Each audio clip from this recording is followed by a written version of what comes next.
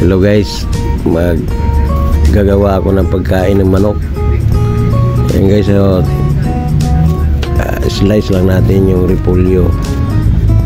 Ayan, mikos-mikos lang natin. Tapos kukuha tayo ng patuka ng manok.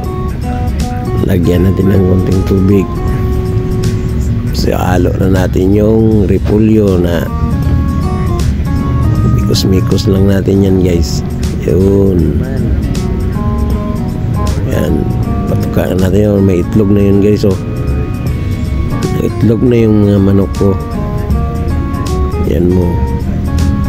Yan. Handaan natin yung pagkain. Yan guys. Oh. Lalawa yung itlog. Yan. Papakainin na natin guys. Yan.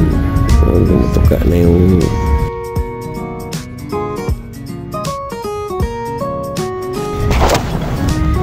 yan guys. Oh.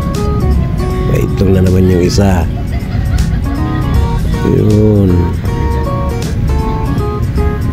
Yan guys. Oh.